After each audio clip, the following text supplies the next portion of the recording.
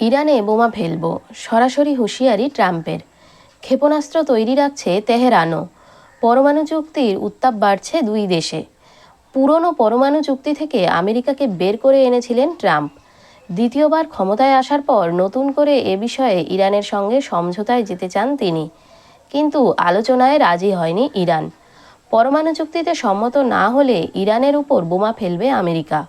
সরাসরি এমনটাই হুঁশিয়ারি দিয়ে রাখলেন মার্কিন প্রেসিডেন্ট ডোনাল্ড ট্রাম্প।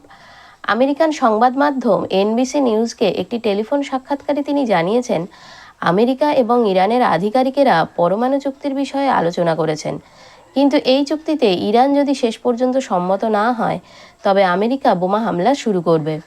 ট্রাম্পের এই মন্তব্যের কয়েক ঘন্টার মধ্যেই পাল্টা প্রস্তুতিও শুরু করে দিয়েছে তেহরান। সূত্রের খবর, আমেরিকা হামলা করলে তার জবাব দেওয়ার জন্য তারাও ক্ষেপণাস্ত্র প্রস্তুত করা শুরু করেছে। তেহরান টাইমসের একটি প্রতিবেদন অনুযায়ী দেশের নানা প্রান্তে মাটির নিচে ক্ষেপণাস্ত্র মজুত করে রাখা হচ্ছে। সেগুলি যাতে যে কোনো মুহূর্তে প্রয়োগ করা যায় তার বন্দোবস্ত করা হচ্ছে। ইরান সরকারের তরফে এ বিষয়ে কোনো মন্তব্য করা হয়নি। পরমাণু চুক্তি স্বাক্ষর না করলে ইরানের বিরুদ্ধে বিকল্প পরিকল্পনার কথাও অবশ্য ওই সাক্ষাৎকারে বলে রেখেছেন ট্রাম্প। তিনি জানিয়েছেন, ইরানের উপর কিছু আনুষঙ্গিক শুল্কের বোঝা চাপানো হতে পারে। পরমাণু শক্তিতে সম্মত না হলে সেই শুল্কও হতে পারে পশ্চিম এশিয়ার দেশটির বিরুদ্ধে আমেরিকার অন্যতম হাতিয়ার। 4 বছর আগে আমেরিকায় প্রেসিডেন্ট হিসেবে ট্রাম্পের প্রথম দফায় ইরানের উপর এই ধরনের শুল্ক প্রয়োগ করা হয়েছিল।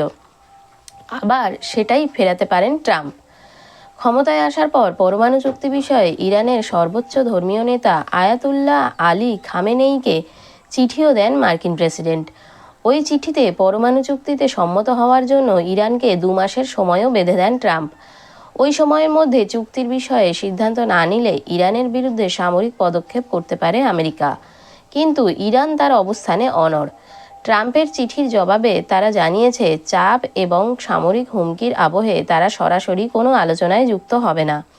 তবে অতীতের মতো পরোক্ষ আলোচনার পথ খোলা রাখা হচ্ছে। এরপরেই এলো ট্রাম্পের বোমা হুঁশিয়ারি।